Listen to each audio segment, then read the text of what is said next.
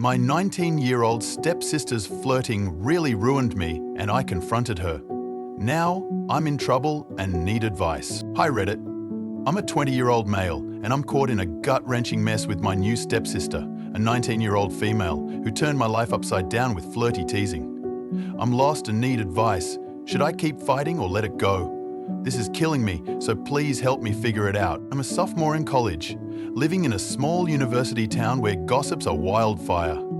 Last summer, my mum married my stepdad, Tom, and I moved into their cozy 2-story house near campus, with a big porch and creaky stairs. That's when I met my stepsister, Chloe, a freshman with a bold streak and a knack for turning heads. She seemed fun at first, flashing bright smiles and tossing her long hair, but her vibe got weird fast. During breakfast, she'd lean across the table, her eyes lingering, and call me cutie with a playful giggle. "You're up early, cutie," she'd say, winking as she sipped her coffee, her tank top slipping off one shoulder. I'd shrug, my stomach nodding, but she'd laugh, like it was a harmless game. Chloe's flirting grew bolder over the summer. She'd wear low-cut tops and tight leggings around the house, stretching in the living room so her crop top rode up, revealing a sliver of midriff, smirking when I glanced away. One morning, she sauntered in wearing my hoodie, unbuttoned over a tiny sports bra, her hips swaying as she grabbed an apple. "Looks better on me, right?" she teased, catching my eye. I mumbled, "Keep it," and bolted to my room, my face burning. At a family picnic by the lake, she wore a clingy sundress, the neckline plunging, bending over to grab a soda so everyone noticed. "Hot day, huh, Jake?" she said, fanning herself, her eyes daring me to look. I turned away, my stomach churning. Her text started crossing lines. After seeing me at the campus gym, she sent, "Look good lifting today," winking face. "Bet you're sore." I stared at my phone, my face burning, typing, "Thanks," to keep it short, but she replied, "Sweet dreams, hotshot." I locked my phone, creeped out. At a family movie outing in July, she squeezed next to me in the theater, her arm brushing mine, whispering, "Ever sneak a kiss in the dark, Jake?" I stammered, No? And she giggled, her breath warm on my ear. I spent the film rigid, her perfume overwhelming. At a campus coffee shop in August, she joined me and Matt, wearing a sheer blouse, leaning over the table so her top dipped, asking, "What kind of girls catch your eye, Jake? I'm curious." I stammered, nice ones. And she laughed, "Boring." Matt grinned, oblivious, as my hands shook around my latte. At family dinners, Chloe's flirting got physical. She'd play footsie under the table, her bare foot sliding against mine, her eyes locked on me with a sly grin. "Pass the salt, Jake," she'd say, her toes nudging me deliberately. I'd jerk away, my fork clattering, but she'd act innocent. During a family game night, she'd lean across the Monopoly board, her low-cut top dipping, asking, "What's the naughtiest word you know, Jake?" Mum laughed, thinking it was cute, but I stammered, Nothing," my face red. Tom chuckled, oblivious, as Chloe's smirk deepened. At a holiday dinner in September, she wore a tight dress, leaning close to ask, "What's your wildest fantasy, Jake?" I choked on my turkey, mumbling, don't have one," as she giggled, her hand brushing my arm. Her wardrobe pushed boundaries. She'd roam in a sports bra and tiny shorts, claiming it was comfy. At a cousin's birthday party, she wore a tight, sheer top, dancing near me, her hands grazing my waist as she said, "Show me your moves, Jake." Tom clapped, thinking it was fun, but I backed away, my stomach churning. At a family barbecue, she wore a low-cut crop top, tossing a frisbee so her shirt lifted, exposing her midriff, and called out, "Catch it, Jake." Her eyes gleamed as I fumbled the toss, the crowd laughing. Another time, I found her bra on my desk, draped like she'd left it by mistake. "Oops, my bad," she said, snatching it with a giggle. A week later, her shorts were in my laundry basket, folded with a note, "Forgot these." I'd tossed them out, creeped out. Chloe's late-night visits were unnerving. Past bedtime, she'd sneak into my room, claiming she couldn't sleep. She'd sprawl on my bed in a skimpy tank top, her shorts riding up, saying, "Tell me about your day, big bro." Her suggestive tone made my skin crawl. "What's your type, Jake? Bet you like bold girls," she'd ask. Leaning closer, I'd dodge, nobody special, and she'd pout, "Come on, spill. Ever had a crazy fling?" I'd mumble, "I'm tired," but she'd linger, her perfume heavy, until I faked a yawn. One night she asked, "What's the wildest thing you've done with a girl?" I choked, "Nothing like that." And she laughed, "You're so shy, it's cute." I practically pushed her out, my heart racing. Her accidents were blatant. Post-shower, she barged into my room in a towel, steam trailing her, wet hair dripping, the towel slipping to reveal her shoulder and collarbone. "Wrong door, silly," she giggled, pausing before adjusting it, her smirk deliberate. I slammed the door, heart pounding, her laughter echoing outside. In the car to a family dinner, she squeezed next to me, her arm grazing mine, whispering, "Ever had a girl steal your heart?" I stammered, "Not really," and she laughed, her breath warm on my neck.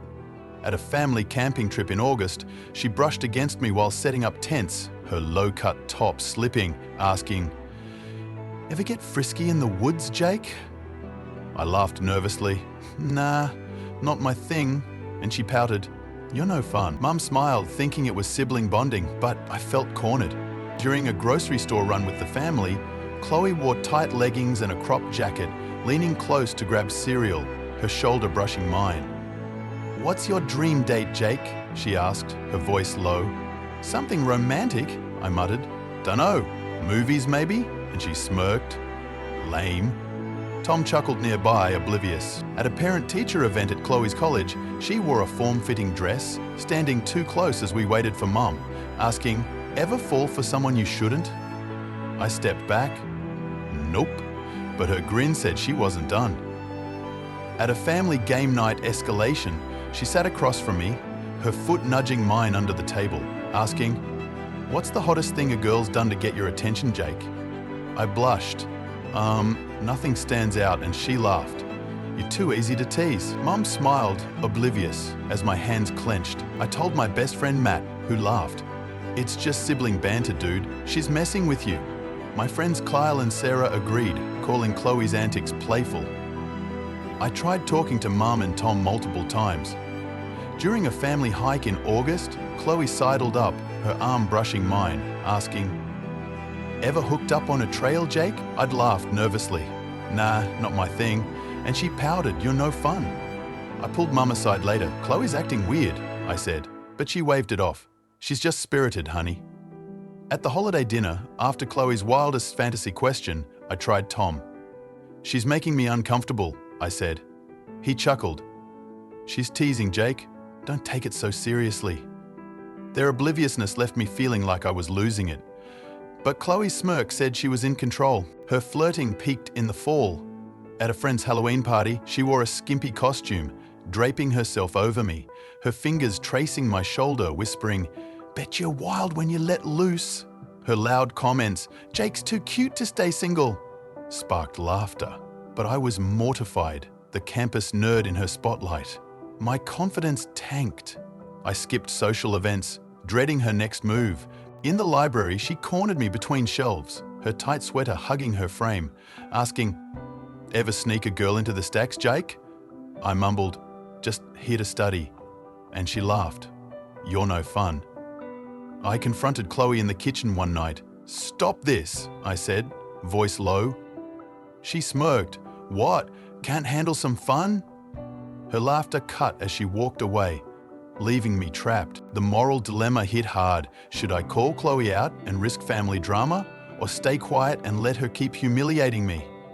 Mum and Tom adored Chloe. Exposing her could break their trust. But my reputation was crumbling, and I couldn't take it. At a campus bonfire in November, Chloe went too far. She grabbed my hand, pulled me close, and said loudly, "Why don't we ditch this and have some real fun?" The crowd roared, and I was the uptight stepbrother again. I left, humiliated, my social life in tatters. Kyle texted me later, "Chill, she's just joking," but Sarah admitted, "It's getting weird, Jake." The next week, I overheard Chloe on her phone in the backyard bragging to friends. "It's a bet, guys. Mess with the nerdy stepbrother, make him squirm for clout, he's so easy." My heart sank. She'd been playing me for laughs, a cruel prank for social cred. I was crushed, but saw my chance. I didn't record her right away. I needed solid proof. I spent days planning, my stomach in knots, knowing I had to outsmart her. I lured her to my room, pretending I needed help with a class presentation. "You're good at this stuff, right?" I asked, setting up my laptop, my phone hidden in a stack of books, recording. I started casual, building rapport. "You've been messing with me a lot," I said, faking a laugh. "I feel like you're picking on me. What's up?" She smirked, thinking I was clueless. "Oh, Jake, it's nothing serious." I leaned in, feigning vulnerability. "Is it just a joke or something else?" She relaxed, her guard dropping. "Okay, fine. It's kind of a game," she said, tossing her hair. I pressed. "A game? Like with your friends?" She nodded, smirking. "Yeah, they bet I could make you blush, freak you out. You're such an easy mark." I kept my tone light. "Who's in on it? Jess? Liam?" She laughed. "Pretty much everyone. It's hilarious how you squirm." I asked, "Why me though?" She shrugged. "You're the nerdy stepbrother, perfect target. We planned the texts, the party stuff, all of it for clout." Her voice dripped with glee. "You're like a puppy, so easy to tease." I nodded, pretending to sympathize. Was it worth it? She grinned. "Totally, I'm winning this bet." I let her ramble, her words damning, until she left, oblivious to the recording. I shared it with Matt, Kyle, and Sarah, who was stunned. "That's messed up," Matt said, shaking his head. "She's cruel." Sarah nodded. "I thought she was just flirty, but this is evil." Kyle looked guilty. "I should have listened, man." They spread it, and by week's end, Chloe's friends Jess, Liam, and others turned on her, calling her out on social media. The video went viral on campus, tanking Chloe's cool girl rep. Classmates whispered in lecture halls, and her sorority sisters iced her out. At the student union, I overheard two girls from her art class muttering, "Chloe's such a fake." Her social cred was shot, but I wasn't celebrating yet. I showed the recording to Mum and Tom, expecting support. We sat in the living room, the TV muted as I played it on my phone. They were shocked but defensive. "Chloe didn't mean harm," Mum said, her voice soft. "She's young, Jake," Tom added. "You shouldn't have aired family business like that." I was floored. They were still oblivious, more upset about my stunt than her prank. "She humiliated me," I snapped, my voice cracking. "She made me a joke." Mum sighed. "You could have talked to us first." Tom nodded. "This feels like a betrayal, Jake." I stormed out, their words cutting deeper than Chloe's. Revenge felt good, but fallout hit fast. Chloe's friends unleashed a harassment campaign, posting lies on social media that I'd set her up, slashing my bike tires outside the library, spray painting snitch on my dorm door. My backpack was stolen from a study lounge, my notes trashed, and my car was keyed in the campus lot. Scratches spelling loser. Anonymous texts flooded my phone. "Creep, leave town."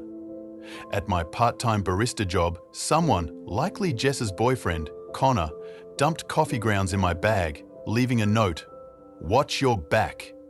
Threatening notes appeared in my mailbox, "Get out or else." At a campus open mic night, Chloe's friend Mia approached me, hissing, "You ruined her life, you creep," as others stared. I left, my hands shaking. I reported it to campus police, begging for help. They interviewed Chloe, who denied everything, claiming it was just teasing. The fake accounts couldn't be traced, and my recording wasn't enough without corroboration. The authorities did nothing, saying, "It's a family matter." I was left defenseless, harassment escalating daily. In the dining hall, Chloe's friends, led by Jess, cornered me. "You're a pathetic snitch," Jess sneered, her voice loud enough for nearby tables to hear. Liam chimed in, "Ruining Chloe's life for a joke? Low." I grabbed my tray and left, their laughter following me. My chem lab partner, Tara, stopped talking to me, muttering, "I don't want drama." My friend group splintered. Matt stuck by me, but Kyle distanced himself, texting, "You went too far, man."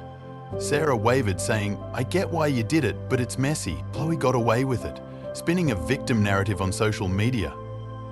"I was just joking and my stepbrother ruined my life," she posted, racking up hundreds of likes.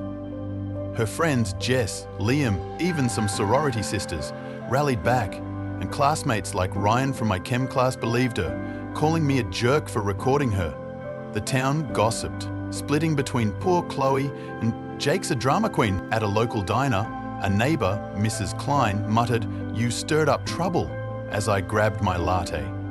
At the campus bookstore, a former friend, Ethan, turned away when I waved, his cold shoulder a fresh wound. At a university soccer game, a group of Chloe's sorority sisters glared from the bleachers, whispering as I passed, their words inaudible, but their scorn clear. The harassment became unbearable. Someone spray-painted "loser" on my dorm door, my laptop charger was cut in half, and my gym bag was dumped in a campus fountain. Online, fake profiles posted memes of me as a crying nerd, tagged in group chats with captions like, "Jake the snitch." A threatening note was taped to my dorm window, "Leave or regret it." My part-time job at the coffee shop became a battleground. Customers, likely Chloe's friends, left fake reviews calling me rude, and my manager warned, "Fix this, Jake." I couldn't focus, my grades plummeting from B's to D's. My advisor, Professor Lin, pulled me aside, concerned. "You're slipping, Jake. What's going on?" I couldn't explain without breaking down. Fearing for my safety, I made a brutal choice. I relocated to a new city, transferring to a different college 200 miles away. The move cost $4,000, moving fees, new dorm deposit, and tuition gaps, draining my savings. I packed my life into a beat-up sedan, Dad helping me load boxes, his silence heavy with worry. Starting over was crushing. I walked into my new lecture hall, a stranger among strangers, my voice catching when a professor called my name. The first week, I ate alone in the dining hall, scrolling through old photos of Matt, Kyle, and Sarah, my chest tight. I tried joining a study group, but my awkward small talk fell flat, their polite smiles fading. I signed up for a campus hiking club, hoping to connect, but stood alone at the trailhead, overhearing others laugh about their weekend plans. My loneliness, a physical ache. The city felt cold, its grey streets unfamiliar, and my dorm room bare with a creaky bed echoed my isolation. I'd lie awake, replaying Chloe's smirk, her towel slipping, her bonfire stunt, wondering if I'd brought this on myself. A call with Matt, his voice crackly over a bad connection, left me nostalgic for our late-night pizza runs, but he said, "You did what you had to," before we hung up. The family fallout was devastating. Mum and Tom's obliviousness faded. They apologized, admitting they misread Chloe, but trust was broken. At our last dinner before I left, Mum's eyes were teary. "We didn't know she'd go that far," she said, her voice shaky. Tom nodded. "We should have listened, Jake." But Chloe's glares cut through forced smiles, and conversations were strained. I felt guilty for exposing her publicly. Had I shattered our family for revenge? She was a jerk, but still my stepsister. Maybe I should have talked to her privately, kept it in the family. Mum called after I moved, her voice soft. "We miss you, Jake. Come back for Thanksgiving?" I choked out, "Maybe," but the thought of seeing Chloe made my stomach turn. Dad, visiting before my move, urged me to stay strong. "You stood up for yourself," he said over coffee at a diner, his voice firm. "Don't let her win." He'd driven 300 miles to help me pack, his bare hug a rare anchor. In my new city, I'm wrestling with what to do next. I met a lawyer last week, weighing a civil suit for emotional distress. She warned it's a tough case, but I'm torn. Part of me wants to fight, to hold Chloe accountable for the harassment that drove me away, to reclaim my life. But another part wonders if I should let it go, try to rebuild without dragging my family through more pain. I'm broke, alone, and haunted by guilt. Did I do the right thing exposing her, or did I make it worse? Reddit, I'm lost. Should I pursue this suit or walk away and start fresh? What would you do in my shoes? www. My stepsister's explicit flirting was a bet to humiliate me, and I exposed her with a recording. She faced no consequences, but I was harassed and had to change colleges. Now I'm broke, my family's upset, and the town's divided. I'm torn about pursuing a civil suit. Should I fight or let it go? This is wild. Chloe's flirting wasn't just teasing, it was straight up manipulative, and your parents ignoring it is infuriating. Posting that recording online stirred up the harassment, though. Moving was tough, but smart. A lawsuit sounds like more drama. Maybe try talking to your family first to sort it out. Have you settled into your new college yet? I can't place drama as the worst, and Chloe sounds like a total jerk. That bet was cruel, no wonder you snapped. But blasting the recording online? Bad move, man. He brought the trolls. Moving was your only way out. Skip the lawsuit. It's a money pit. Focus on making new friends. Leave her behind. What's the vibe at your new school? Allowing her friend looked like a variety.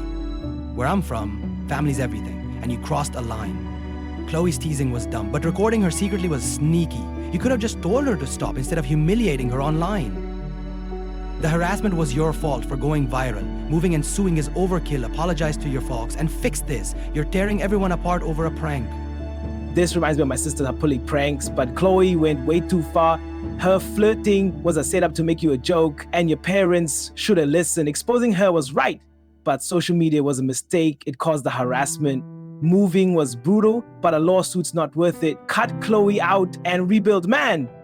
I never let my kid act like Chloe. That flirting was cruel and deliberate. Your parents failed you by brushing it off. Recording her was clever, but going public sparked the harassment. A private talk might have been better.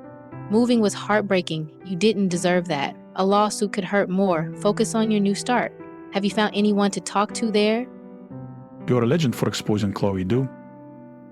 She's a snake playing you for clout with that bet. Your family's delusional for defending her. The harassment was rough. Moving was the right call. Don't waste cash on a lawsuit. It won't fix anything. Start fresh. Leave Chloe in the dust. Your parents owe you an apology, not the other way around. What's next for you? This is a mess, and you didn't help. Chloe's teasing was annoying, but not worth blowing up your family. Recording her was a low blow. Just confront her directly. Going viral caused the harassment, and moving was your choice. Drop the lawsuit, it's petty. Apologize and fix things with your family. You're making a mountain out of a molehill. Oh my gosh, my heart breaks for you.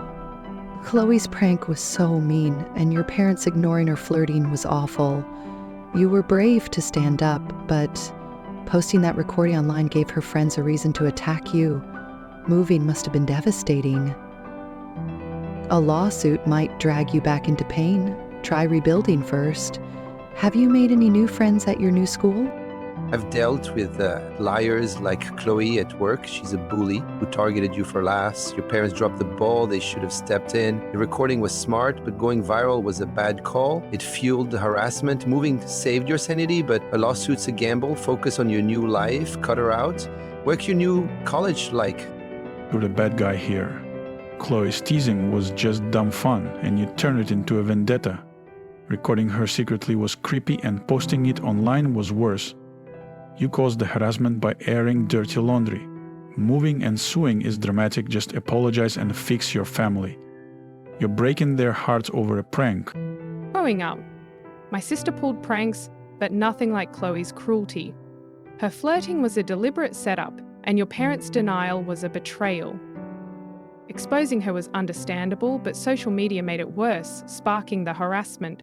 Moving was tough. I'm so sorry. A lawsuit might not fix this. Try a family meeting first. What's your dad saying about this? Campus life's brutal, and Chloe's a pro at playing people. That bet was pure evil. No wonder you fought back. But posting the recording, rookie mistake, it brought the harassment storm. Moving was your only option, but a lawsuit's throwing good money after bad. Hit the reset button, make new connections. What's your major? Any cool clubs at your new school?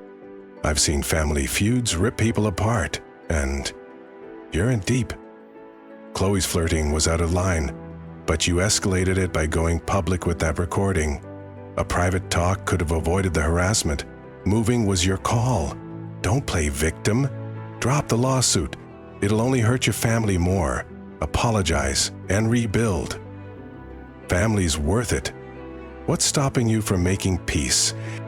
This is absolutely devastating. Chloe's actions were cruel, and your parents' refusal to see it must have felt like a punch. You had every right to expose her, but posting that recording online gave her friends fuel to attack you. The harassment drove you away. It's so unfair.